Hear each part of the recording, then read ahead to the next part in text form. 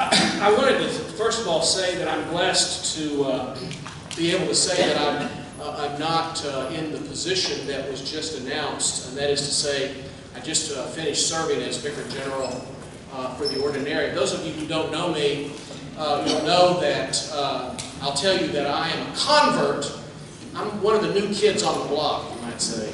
I converted to the Catholic Church about 10 years ago and went through a rather lengthy formation program. I served as an Episcopal priest for almost 32 years and then converted to the Catholic Church, came in and went through a lot of formation and work.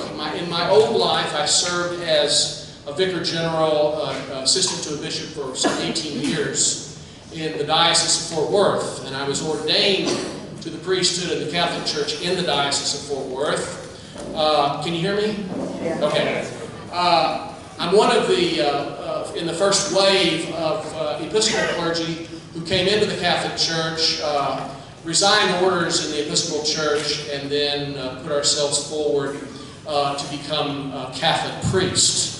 I'm also one of those very strange animals in the Catholic Church. I am a married priest. I've been married as of the 10th of August, which was just a couple of days ago, for 46 years.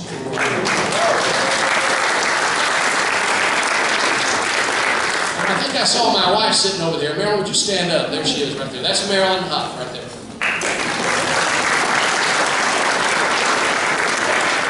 We have two children. My son, our son, is the pastor. He's a Catholic priest.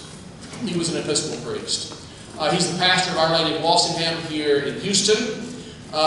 He and I were ordained together along with four others. There were 6 of us in all in the first wave coming in to the Catholic Church in Fort Worth. It was the first time since 1183 that a father and son were ordained priests in the Catholic Church in the same Mass.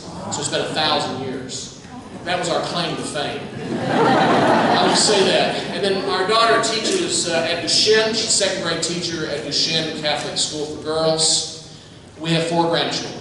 Okay, so we're ensconced in the family life, but we bring into the Catholic Church not the push. This is not part of the ordinariate for married priests, but the Holy Father sets aside celibacy for us on a case-by-case basis in order to bring reunion of Anglican or English heritage Catholics or Episcopalians into the Catholic Church and other Protestants, and that's what our apostolate is.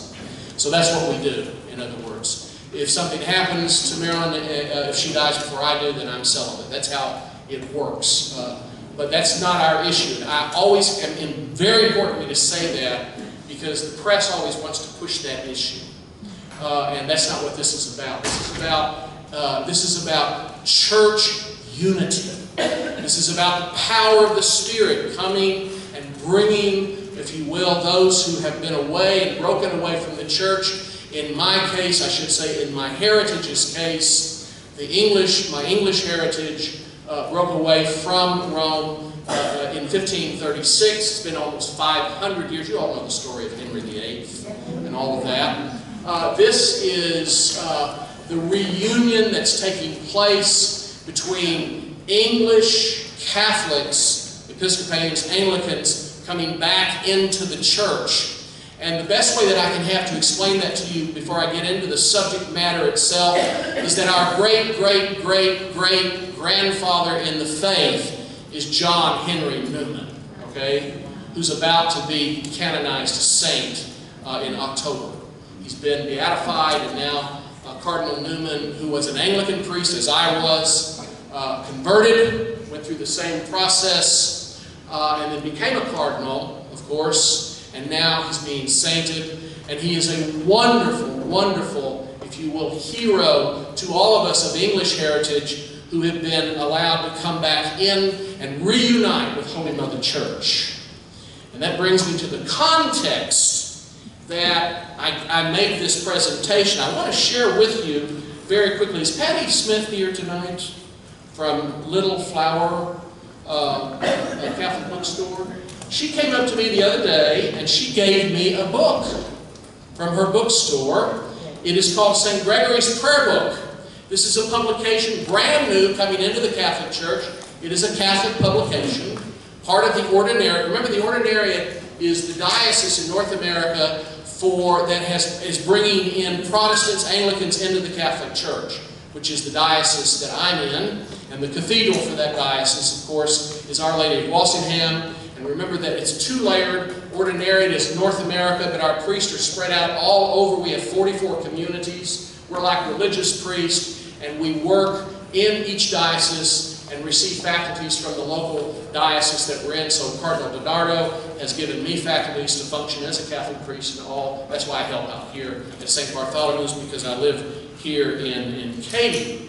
But this wonderful prayer book, brand new, just off the presses, brings in all of the English Catholic heritage prayers. They're incredible as an instrument and tool and weapon against the devil. Wonderful. And the first thing that's written here, remember that St. Gregory, the Pope, sent who? St. Augustine to England in 597 to missionize the Angles, the English, okay? And it was Gregory, the great Pope Gregory the Great, who sent St. Augustine to the English to missionize them. So he is our, if you will, ultimate father, the English, of those of English Catholic heritage. Listen to this. This is from John Henry Newman. Remember, Christian soul, that thou hast this day and every day of thy life God to glorify, Jesus to imitate, the Blessed Virgin and the saints to venerate, the angels to invoke, a soul to save, a body to mortify, sins to expiate, virtues to acquire, hell to avoid, heaven to gain, eternity to prepare for, time to profit by, neighbors to edify, the world to despise, devils to combat, passions to subdue, death perhaps to suffer, and judgment to undergo. Isn't that wonderful? It's very good. It's the work that you and I are called to as Christians. And the perspective that I bring tonight is it's really the context. When I talk about spiritual warfare, God, that is a huge subject. And it's one that in the first component of the context that I come from has to do with my age. And that is to say, I was raised in the late 1950s and 60s. I lived and was raised in Fort Worth, Texas. A very, if you will, quiet little community of Fort Worth, Texas, on the east side of Fort Worth, where I was raised. And it was there that everybody on the block where I lived, went to church. Everybody. There were no exceptions in the little community that I lived in and was raised in. Everybody went to church. And remember, that was a different age. And it was an age in which we kind of grew anesthetized. Not only Catholics, but Episcopalians and Methodists and Baptists and all kinds of different Christians who really fell into a kind of, if you will, lazy, going through the lazy river experience, comfortable, and, things really didn't crop up in conflict so much in terms of religiosity and all that sort of thing. It really wasn't an issue. So spiritual warfare wasn't even on the radar screen for us. And then I also come to you from the other component is the context of being one who grew up outside of the Catholic Church and in a denomination that has been literally devastated by secularism.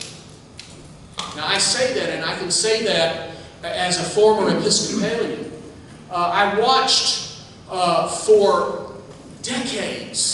how secularism and the morality of secularism and the erosion of faith had entered into a denomination. I can't speak for any other denomination, but I can speak for the one I come from. And I loved the Episcopal Church. And I grew up in it. And it taught me, my bishop in Fort Worth, the Catholic bishop of Fort Worth then, Bishop Van, who ordained me a Catholic priest, said, don't reject what the Episcopal Church gave you. They got you here. Which is true. When I was being ordained a Catholic priest. There's great gifts in other denominations. I think the Vatican II documents call it the separated brethren. Yes, God's gifts are there. They're not in their fullness, but they're there. But the truth is, there's no magisterium. There's no deposit of faith. There's no standing in the pulpit and being able to say, the church teaches. And you mean it. Every time I stood in the pulpit, I had to say the church teaches, and they just kind of had to go on my own personality and trust. I kind of had to put my fingers behind my back because the church, at least as we were going through the 60s and the 70s and the 80s, began to erode in the faith, separate itself from the Bible and what the Bible, at least a lot of what the Bible teaches. It began to embrace the zeitgeist, the spirit of the age. So therefore what you find is I come from a context in which you see progressive Catholics today, and I will say this, you'll find that I'm kind of plain spoken. Progressive Catholics today, don't listen to them, please, because they want to take the Catholic Church where I came from. And that's one reason that I'm here, is that the Spirit led me to come into, and others, and they're still coming, led me to come into what is called the fullness of the faith. And I say that, and we all say this in all humility. The fullness of the truth is here in the Catholic Church. That's got its problems. Of course it does. Jesus said we're always going to have the wheat and tares, at least till the eschaton, at least till the last day. We're always going to have the wheat and tares, the wheat and the weeds. But the church is pure. Now, from time to time it gets an infection, like it has right now with the current scandal. But the Holy Spirit purifies it and finally cleanses it. And it keeps going. Dear friends, when we look at the church, we're looking at a body, the mystical body of Christ. They said when the Roman Empire fell, and I'm an historian, it was said when the Roman Empire fell, the church would fall. It didn't. They said when feudalism fell in the Middle Ages, when it finally burned itself out, the church would fall and disappear. It didn't. And then they said in the Enlightenment, and with the Enlightenment and the illumination of mind and science over faith and all this sort of thing, that the church would disappear and be no more, and it didn't. And then they said that modernism would take out the church. It didn't. Or communism, or socialism, or any other ism, if you will, that has come. Some of those isms are still here. Many of them are gone. We certainly know the Roman Empire is gone, okay? And here we find ourselves with what body, what institution, what mystical body is still here? The church. And the gates of hell will not prevail against it. Period.